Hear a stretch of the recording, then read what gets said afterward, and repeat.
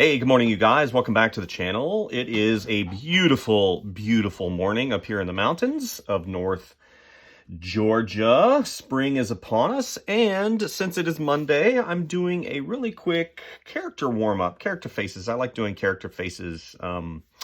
Typically on Monday, maybe Tuesday, I'll do some character studies. Maybe later on in the week, I'll do a value study. But today, I am doing a character face, more cartoony. So this is, of course, new stuff in Photoshop. Wonderful. Now, so what I love about working in a digital environment is the ability to work really quickly. Obviously you have to learn the program, but once you learn the program, you have the ability to work really quickly, and put down a lot of marks and and create images really quickly, whereas opposed to traditional that you have to kind of have a game plan. You guys know that I love working digitally. I love working traditionally, and I don't so much as have a preference. Rather, I have just a mindset of creating. And hopefully that'll help you guys when you sit down. You're like, I don't know what to do. I don't know what to do. I don't know what to do. And, if you just sit down and start drawing shapes, a lot of times that is what really will give you the opportunity to create something unique. So this morning, character faces. I like starting out with basic shapes. You've heard this thousands of times before. Different channels will always say this. Basic shapes will always be the basis for creating fun and attractive characters. It really is a bonus to have a very active imagination, but also, a lot of times whenever I used to teach students, I would say, hey, if you're having problems creating stuff, go read a book, go watch a movie, take some notes, bring your sketchbook with you, go to the park. And this really helped a lot of them out, early on when they started doing stuff. So I know that some people are graduating right now, graduating from college, graduating from high school, and, they want to be visual artists. And that is awesome. I think that, one of the things that I think is, so I don't want to say discouraged. It's not an easy thing for a parent. I think a lot of times if, your parents were involved in your education process, which, a lot of them were, that whenever you sit there and you say, hey, especially in the high school days, I want to be a visual artist. It's not so much today as it was, years and years ago when, you had some parents that were kind of, I don't know if I want to send my kid to quote unquote art school. And, nowadays, of course, I've been one of those rare people that says, education is great if you can afford it. But if you can't, there's many opportunities out there that you can get a very quality, good education and experience without having to pay, an institution $40,000 a year to get an education, especially in art. And I'm not saying it's not needed, because some people need that structure. But in the same breath, I definitely think there's more opportunities out there for those that want to pursue an art career and don't have, they don't have to pay that enormous amount of money to an institution. So definitely, if you're graduating, kudos to you. If you're looking to be in the art field, the time is right. There's a lot of different great opportunities out there for you guys. And for those graduating, you're not going to go without work. If you're dedicated and you're good and you're committed and where where your strengths lie, then definitely get out there and start experimenting. Don't limit yourself to one genre of art. Always experiment, find out what works for you. And as you go in your career, you will definitely evolve to become something different than you originally thought you would be. Some people go into game art. Some people go into just, illustration, editorial. Some people go into product design. I was originally in animation, and I ended up being a toy designer, product designer, and kind of a catch-all. So definitely, change with the times. So what am I doing today? Just character faces. Let's go ahead and make him a little bit smaller in the, there we go. Yeah, character faces, nothing particular, just going in and reestablishing those things in my brain that I think will eventually help me out on different projects, doing turnarounds, and understand the construction of different types of faces and different types of heads, especially in the context of doing toys. I'm constantly having to reevaluate and change things around based upon characters, different characters and character models and whatnot. Whether it's, doing stuff for Disney, whether it's doing stuff for Warner Brothers, Marvel, each process in creation of a character is a little bit different. So being able to do this on a regular basis helps me hone those skills to be able to copy a specific character style, a specific character model, whenever you're doing toys and stuff like that.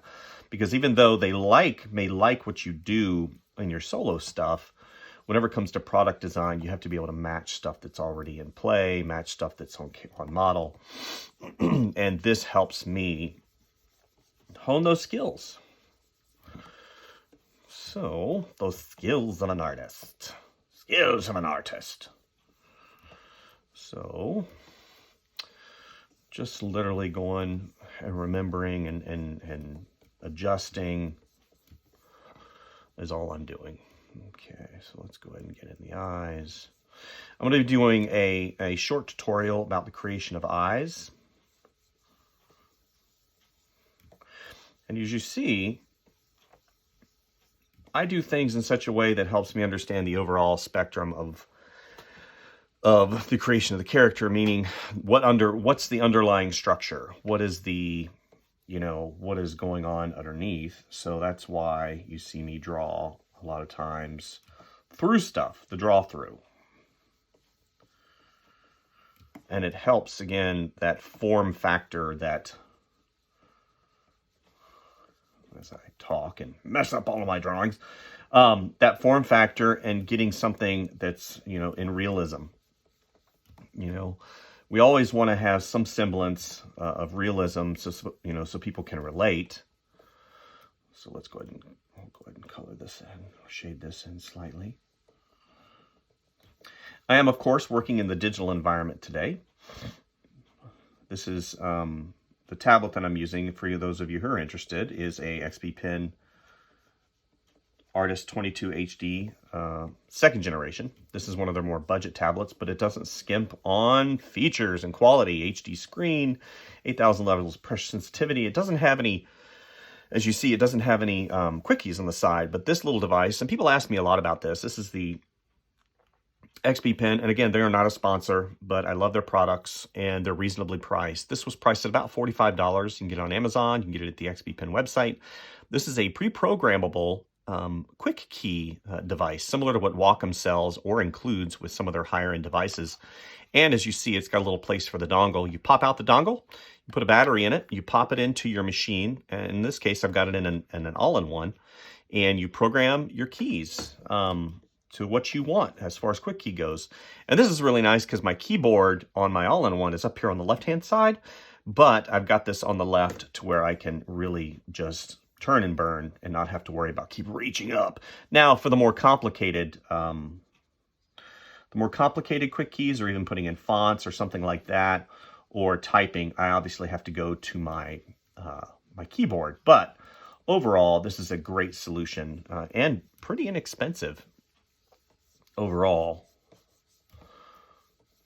if you want to add that quick key feature. So let's give him a shirt. I don't want him to be shirtless because he would be cold. Believe it or not, you guys, it's still cold up here in the mountains. mountains. Oh my gosh, it's been like first week it's 30, then week it's 45, and then it's 27. And I'm like, come on, dude, enough. It's been like 7 months of cold. And those of you that live in Canada or you know, in Sweden or even in London or some of those other places are like, man, you're a wuss. It's cold here all the time. Well, that's fine and dandy, but I don't like the cold. I am cold. I'm kind of cold natured to begin with, and I'm sensitive to cold. So when it's cold, I get cold. I'm sorry, I'm wimpy. So let's go ahead and save. So we're gonna hit save and desktop, and we're gonna do face warm-ups. Okay, face warm-ups. Good, good, good. In Photoshop, yes.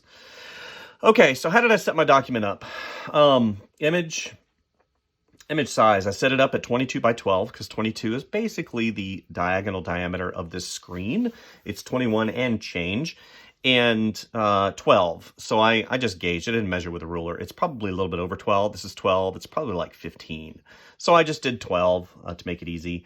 And I did 300 DPI. So the dimensions are 6600 by 3600. Now, I bring that up because depending on how you work in your workflow, if I were to increase this brush, you see there's going to be lag. And you're like, well, that's your computer. That's the tablet. That is this and that. No, it's basically what it is this brush has a texture in it. And for the machine to be able to render that texture, it takes processing power. And it does pretty good overall. But, you know, I always remember if I'm having issues with speed, then I need to remember the brush that I'm using is textured and I can always shrink down. So let's say I want to shrink down. So let's go image. I'm not going to do canvas size because canvas size is just the canvas you're working on. I'm going to do actually image size, and I'm going to shrink that down to 15. And it, since I have this little, looks like a chain, these are connected, it's going to adjust accordingly. So it will automatically adjust my height when I adjust one of the variables here. I'm not going to change the resolution. So I'm going to hit OK. It's going to chew on that for a second. So now, you see, now the brush is large and in charge, and it's not going to lag because I've adjusted the size of the document. And that's very helpful. Now, one of the things you always have to remember whenever you create digital artwork is you cannot, and I repeat, cannot add resolution. And you're like, bullcrap. Bullcrap. Like, I can add, you know, if I've got a 72 DPI JPEG, I can go in and I can, you know, put it to 300 DPI and it looks pretty decent. Well, unfortunately, what it's doing is it's enlarging the pixel density, and it's placing information in there that was not originally there. So I think Photoshop has something new, or there's some new program that, and I saw the feature recently, it might have been in Photoshop, that it does really cool AI. So the AI goes in and it places in some of that information based upon the surrounding pixels, and it does a pretty good job of making the image a little bit nicer. But overall, rule of thumb, don't add resolution. So if you have a 72 DPI at 1:5 and you're thinking you're going to enlarge it, you're going to actually run into some issues, and you're going to see some artifacts that'll be hard to work past.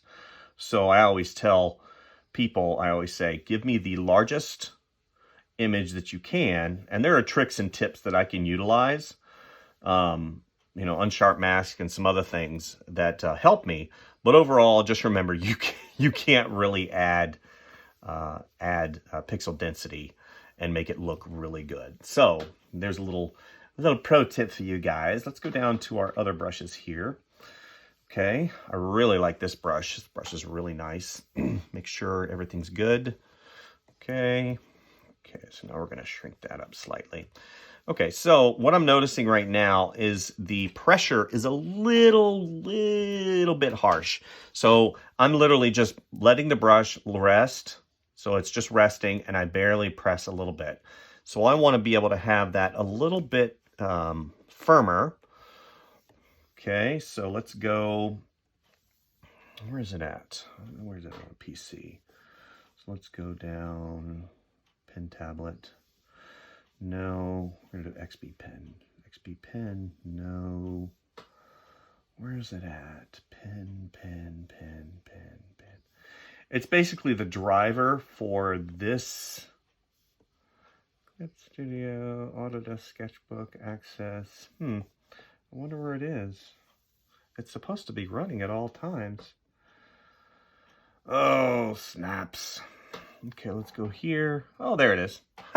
Okay, so this is the driver that is installed. This is actually the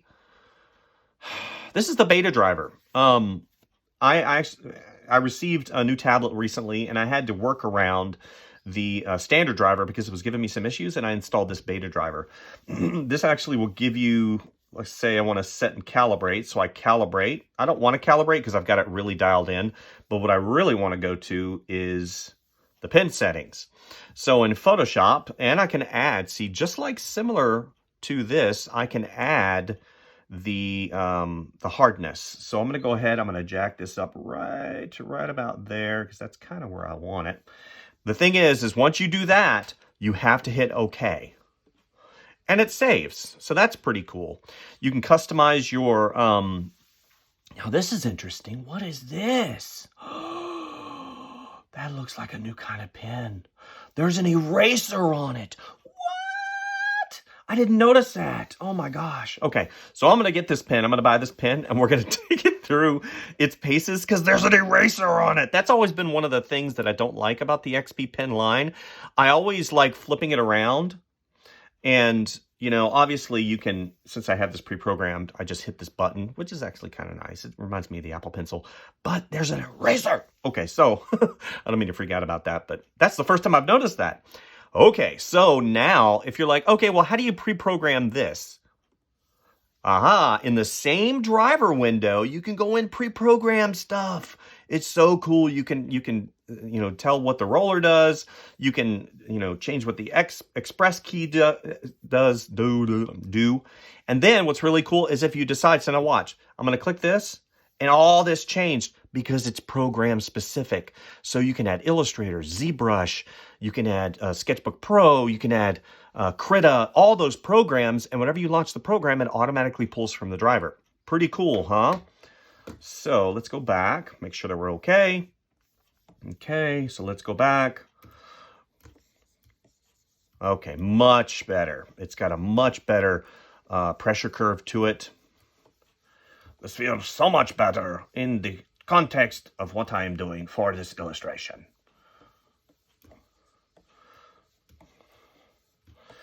Okay, we'll zoom out. Not a bad silhouette, kind of silly.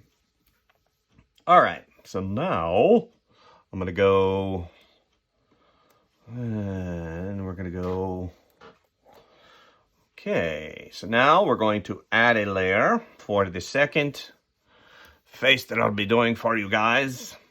Now, what's cool is with again, digital. Digital is one of those things that's really cool that you can basically, you can work, and you can change things because you're working in layers. Layers is key.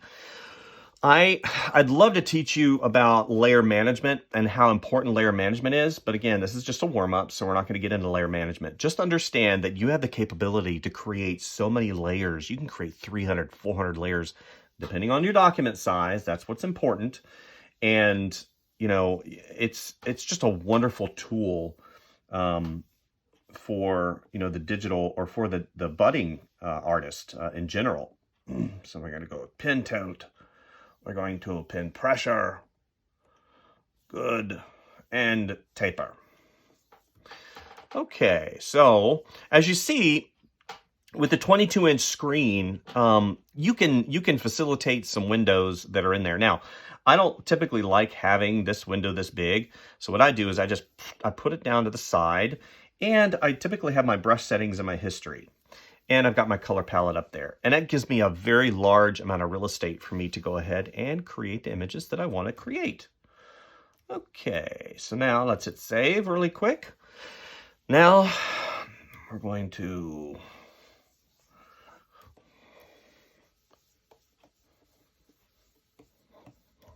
create this.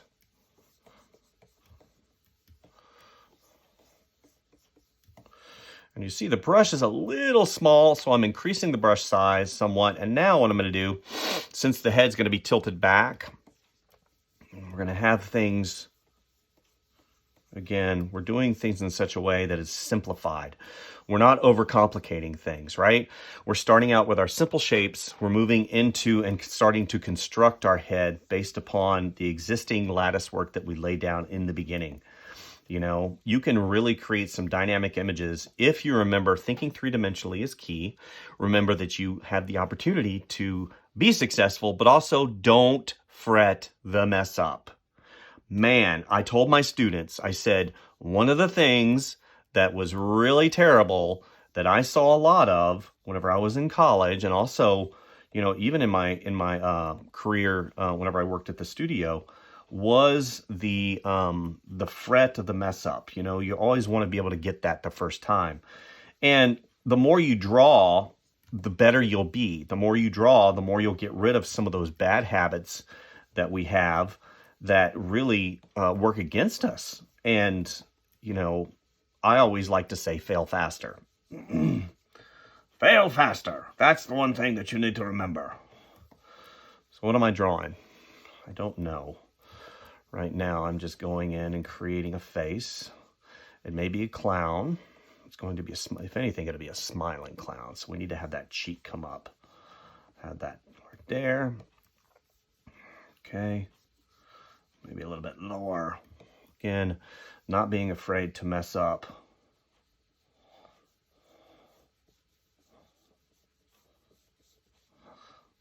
Okay.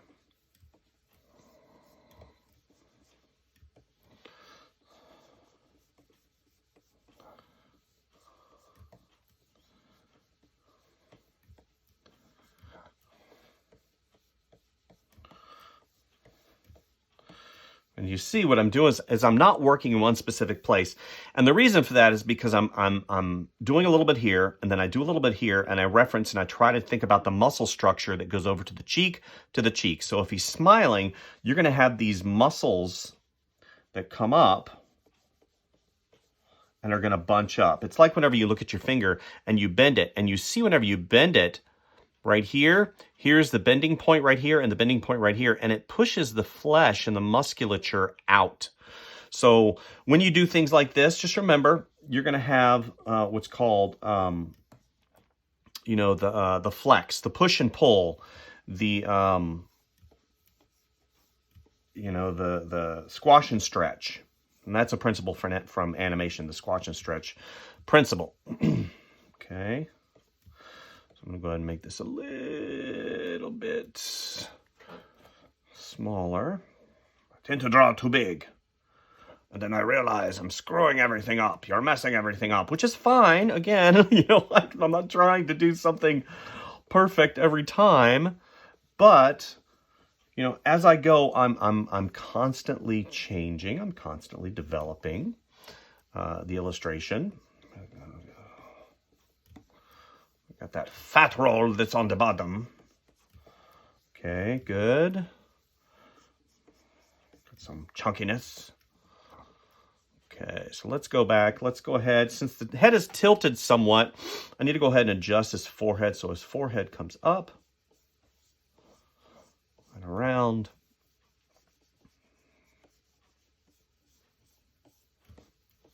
And then it comes back. And again, I'm drawing through. I'm thinking about that draw through and how big that head is going back, and then the placement, because I want to make sure and get the placement of the items correct. And who knows, I might mess it up. And I'm okay with that. But for this little exercise, I want to do the best that I can to make sure that you guys can see how I do things. There's his teeth. Maybe he's going to be an evil clown. Maybe I need to make an evil clown. I've had people tell me, you know, clowns scare them. I'm like, why? Besides the obvious, no, you're creepy clown that, you know, serial killer or something like that. But clowns in general are supposed to be happy, right? Clowns are happy. So the other eyebrow come up, and here's the eye. let's have the eye come up. Now this is where I start having a challenge, because again, thinking in 3 dimensions, thinking perspective, trying to make sure that I get everything at least quasi correct is a challenge whenever, you know, you're not looking at quote unquote reference. It is a challenge, to say the least. So I have it come over there, and let's have that come over here. Here's that cheekbone come up, and here's the come like this. Here's the ear. Okay, and have it come around. Have this pulls. So you have this cheek that comes here, and it's got kind of a crooked smile here, and it comes up.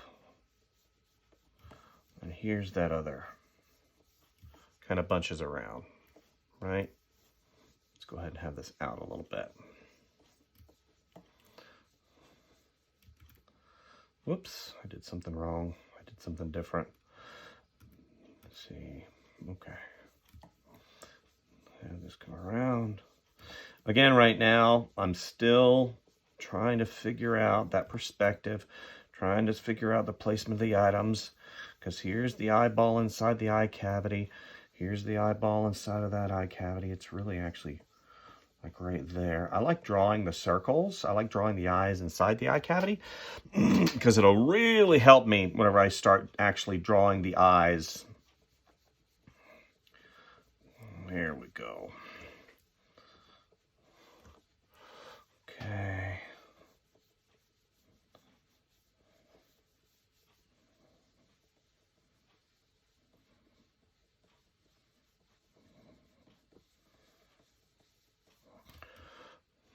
Okay.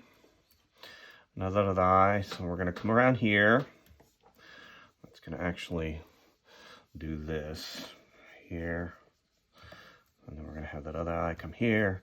And then we're going to have it like this. And we're going to have that eye right there. And it's good to come out, remove your hand, especially if you can't see that other eye. It helps give you placement. And again, this is wrong. So that's a little bit too high. So we're going to go ahead.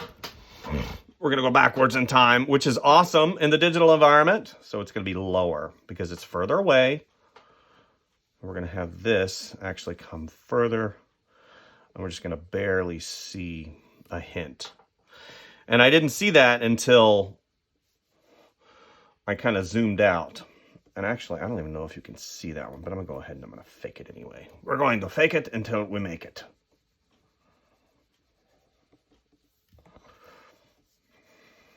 That eye comes up. Let's go ahead and shade this in. We're going to have that nose come up because, again, you can see more of the bottom part of the nose.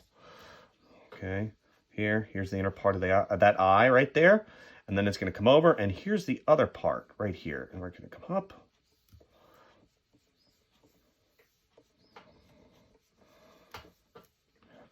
And this needs to come down further. Here's part of the socket. Okay. Here. Wow, that muscle right there, that big muscle comes up, and then you're going to see a little hump right there because that's part of the muscle. And then here's part of the head that comes around. And it's a lot of times, much bigger than what you think. I'm going to go down. I don't like where that eye is placed.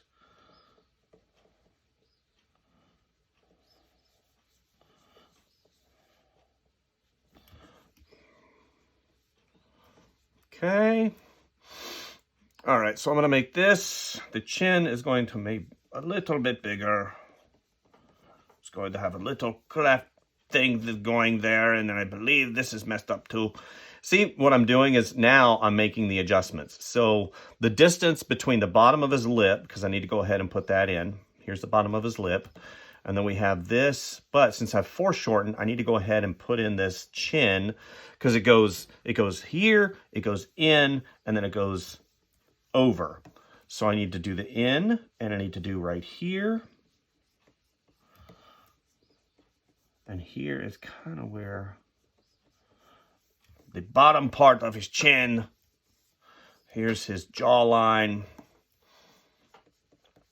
And I got that fat roll right here because he's a little bit of chunky. He's been eating too much cotton candy. Okay, so save. Okay, so I can already see an issue. The neck part is too skinny. So let's go ahead and erase. Go back. This needs to come here.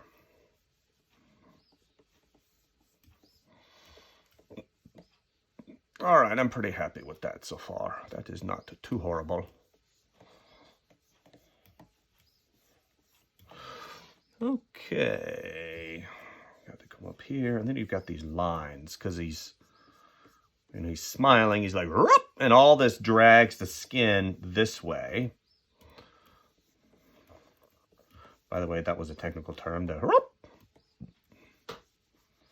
Okay, I think this ear is not. It's not back far enough. So let's go ahead, and what I'll do is I'll kind of measure the distance, and then let's just draw a shape for now. Yeah, there we go. And how you do ears is pretty fun, you know, especially in that foreshortened, you know, kind of quasi weird angle. Let's go ahead and do this because I want to get this correct. It goes up, and here's the little divot, and here's his other eyebrow. Really connected right there. I really think it's right there because it's got that line that comes up right here.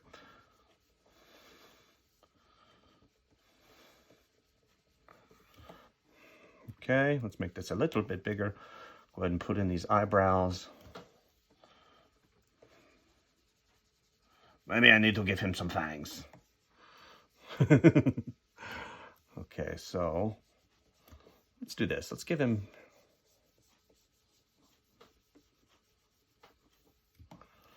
a little bit of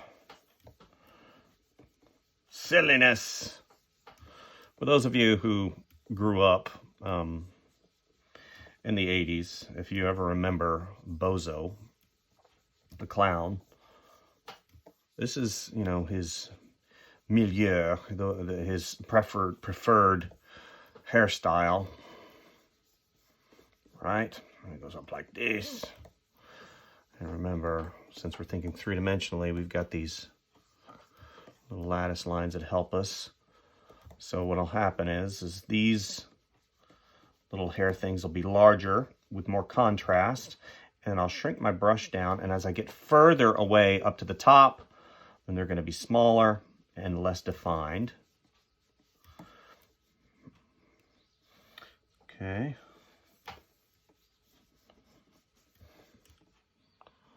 Good. Let's go ahead and do his eye socket a little bit better. Okay, he's got this coming up. Let's get that right there.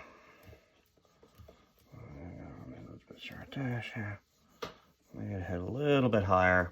Let's go back. And a little bit goes around like this. Okay, good. Okay, ears. I was talking about ears. So what I do is I put a basic shape in, you know, because we think of ears as being, you know, like this from the side. And if we were looking from the front, it's like this. But ears are pretty complex, you know, three-dimensional objects. So, you know, but it's always nice to go ahead and draw as a simple shape. You know, you start as a simple shape. Comes around here. I'm not that great at drawing ears, to be honest with you. So let's go ahead. I'm just putting in indication. So typically, whenever you look at somebody's face, the top of their ear is going to be in line with the side, little where the eye creases. So, you know, I just drew this, and there we go. It sticks out just a little bit. I'm going to have this one of those ear lobies. Got some hair sticking out.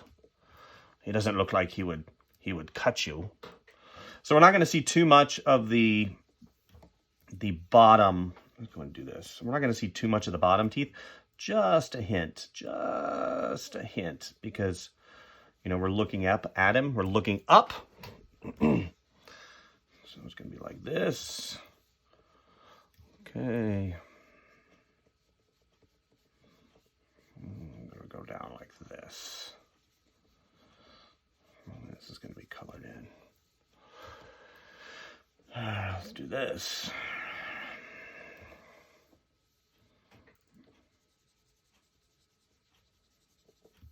Let's get rid of taper.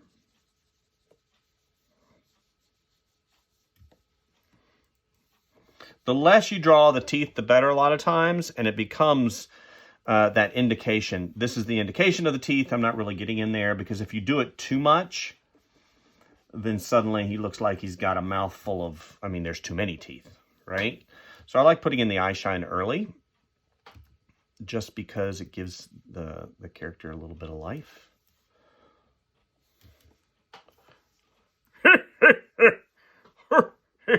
That's what he's doing. That is what he's doing.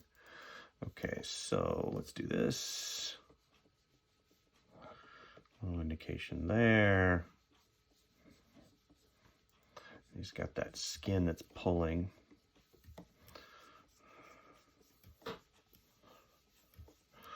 Okay. Just a hint indication. This is where the bottom crease is. Good. I like drawing on this tablet. You know, I do have the really high-end tablet, the latest and greatest model, but the you know, the 22H Super HD.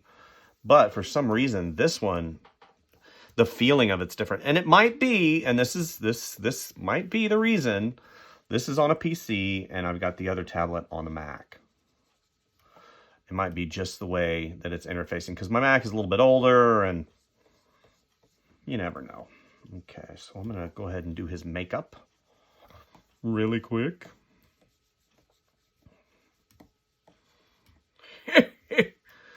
He looked like he would just hurt you. Not really. He looks like a fun clown. Come on. A fun clown that would come to your party, and he would make you balloon animals, and he would leave them in your room, and then they would come out at night. And they would play with you. Oh, okay, so I see where you're going with this. Wrinkles up here. And then he's got his... comes down like this. Okay.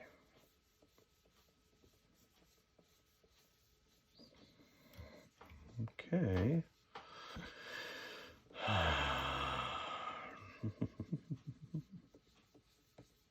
This probably needs to go up a little bit further. Okay, so now his makeup. I don't want to color him. I don't want to color him, so let's do this. Let's get rid of this. Let's go.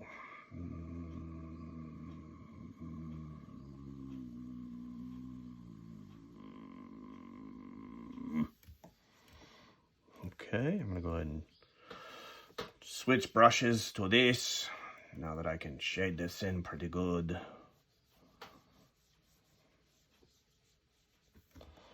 Well, that's not bad. And I can adjust the opacity. And now we're going to come back.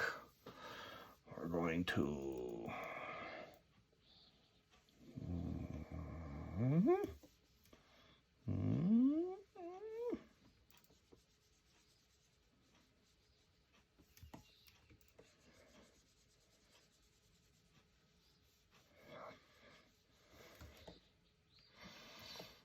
Okay.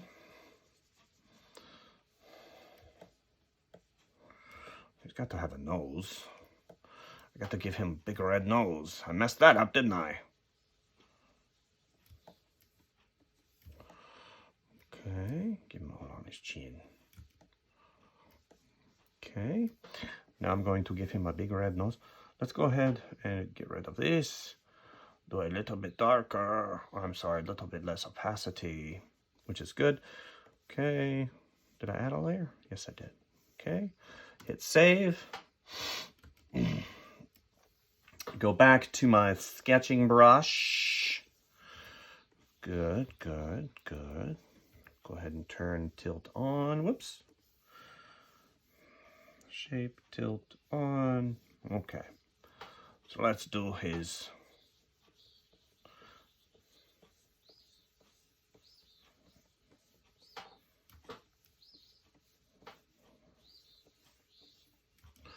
Do the circle. T. Let's make that a little bit smaller because I want to be able to see that other eye just slightly. Okay. And I'll go to the sketch. Let's hit erase.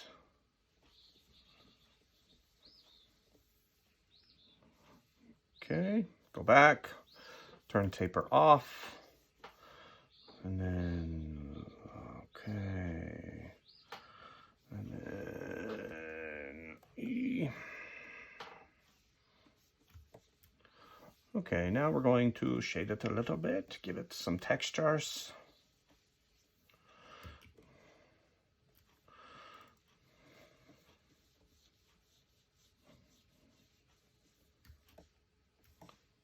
That's fun. Give a little bit of shading and shadowing. Give it some highlights.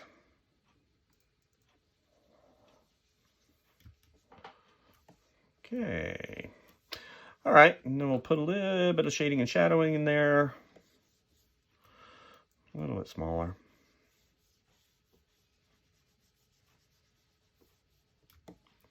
The ear. I'm going to do some of these. Make sure it stands out from there.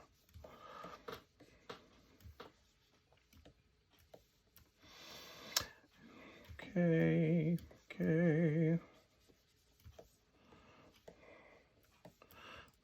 Okay, go ahead and shade this in. Make those teeth pop out a little bit better. Whoops. Change that to white. Now, which is going to be better for you in terms of machine? I'm an all-in-one, and for my professional work, I use a Mac. You know, I've had a lot of people ask me which one I prefer, and I'm going to always probably say Mac because there's a lot of things that, you know, you have to deal with when you do a PC.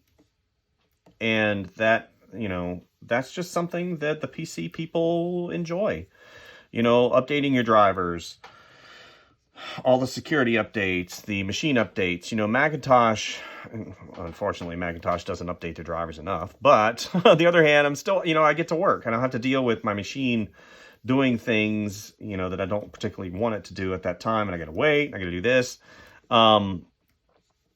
The machine for a Macintosh is going to be probably a little bit more expensive overall. But, you know, like I'd said before in some of my videos, I get about 6 to 7 years out of my Macintoshes, and they work great. I upgrade them, I update them, you know, as much as I can, much as, you know, Apple will allow.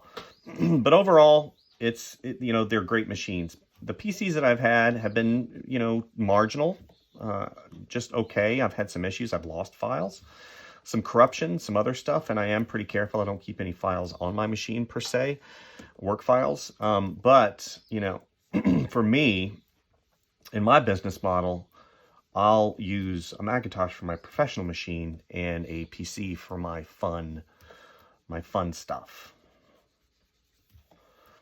So hopefully I didn't upset anybody. I do love PCs. I mean, I've owned a lot. I've owned a lot of PCs. I loved, you know, I've owned a lot of all-in-ones, and for the money, some of the machines are just unreal good. But for me, I think that overall, I'm just you know, I like using Macintosh computers for my professional work. Okay, so this is where I wanted to land for you guys today. Just a fun warm-up. Let's go ahead and make him a little bit. Oops. I got to make sure that I flatten all the layers. There's his makeups. So we'll go E. And then T. Make him a little bit smaller. Whose hair is going to hit the other guy? Boom! Hit you in the face, mister. You've got a silly, ugly face with your frown. So let's go and move you over here. Okay. And we'll move quasi-bozo down a little bit so it's not knocking you in the noggin.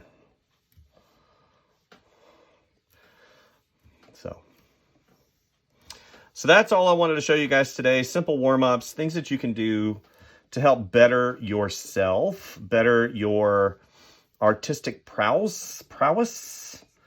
You know, practice is one of those things that a lot of us, you know, oh, I don't mind practicing. It is fun. But you have to be prepared to fail, you know. Fail in practice, succeed in your business.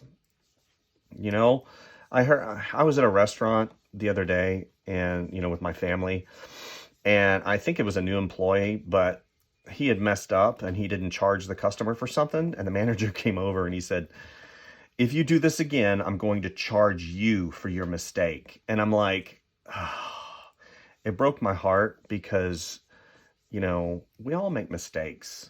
You know, drawing's no different. Even as a professional, we all make mistakes. And that's one of the things that I think is sorely overlooked is the learning curve. Now, if you've been at the job for like 15 years and you're making the same mistake, I was going to say stupid. If you're making the same mistake, then no, I think you definitely need to stop and evaluate how to fix that. But if you're new, if you're, you know, recently graduated, you're going to make mistakes, dude. You're going to make them. Embrace the mistake. You know, embrace it. So he's turning out pretty good. Let's go and do overlay, because then it gives me the opportunity to kind of go in and I still have those nice textures. You know, do some reflected light on the bottom. I got some stuff right here. Got a nice highlight up there on his nose. Yeah, on that side, some reflected light on that side.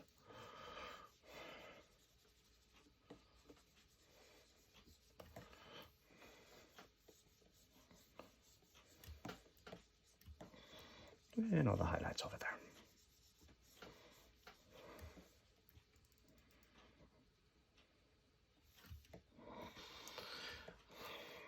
He's like a stinker. Oh, anyway, stinker. All right. That is it for today. Please like and subscribe, like what you see. Please share, grow on the channel, blah, blah, blah, blah, blah, blah, blah, blah, blah, blah, blah. Definitely go out and draw something fun. You know? I am on social media. Who am I on social media? Just look up Michael Clarda. You'll find me. Look up Michael Clarda and you will find all of the wonderful stuff that is in my name. From my portfolio to social medias to posts. I'm constantly trying to make sure that I stay on top of the posts, which is, by the way, not easy in today's climate of what? You're not on the Twitters? You're not on the Insta Slams? The Instagrams? There's a new one, Artfall. I signed up on that. I've been posting on that. I have been getting almost zero response. So, who knows? What do I know? Let's go overlay. Do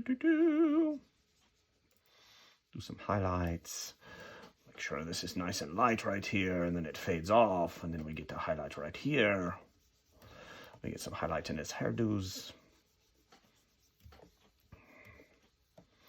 On top of his nostrils, and his mustache. Little bit of mustache. Whoops. And he's got this neck fat that he needs to address. He's nice and skinny upstairs, but the neck fat is getting out of control. You need to lay off of the ho-hos. You need to lay off the ho-hos, man. I think we all need to lay off the ho-hos. Especially when you get to be a little bit older, the ho-hos will start leaning on you in your midsection. And you're like, wait a minute, I used to be trim and fit and super hot. I had a 6-pack and a 12-pack, and I could drink an 8-pack. And then now I can't even eat salad without it making me fat. Whoa, what happened there? Let's go back. I did something wrong.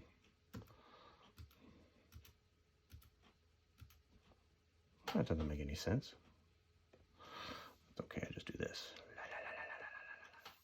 I like looking at it going, what did I freaking mess up, dude?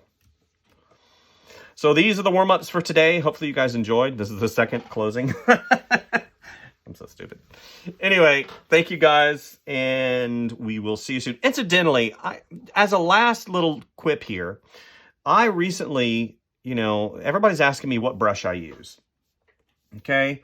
This is the last time I'm going to say this. After that, this is it. This brush right here, this is the sketch brush I use. Okay, let's go ahead and zoom in. This is a wonderful sketch brush. Whoops. A wonderful sketch brush. It's got texture, it's got taper, it's pressure sensitive, it's wonderful.